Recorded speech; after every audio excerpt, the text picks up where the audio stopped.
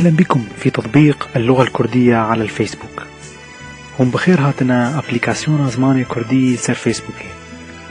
الدرس 15 وعناية بازدهان. خصوصية الحرف الصوتي القصير الجزء الثالث.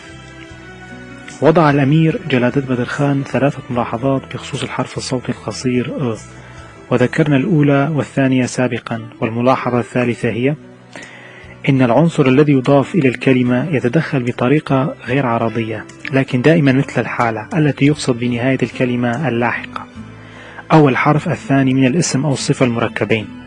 وحرف الذي لم يلفظ اختفى أيضا في الكتابة بسبب اللواحق ويهمل تماما لعدم تشوه اللفظ. بهنوك تعطي بهنوك رائحة أو عطر. كذنار تعطي كذنار أو كذنارا بمعنى قديم. بالعكس ففي الأمثلة التالية يلفظ ويكتب حرف لاحظ الحرف الأول الساكن في اللاحقة. سيهرباز تعطي سيهرباز ساحر. بهندار تعطي بهندار أي بمعنى ذو رائحة.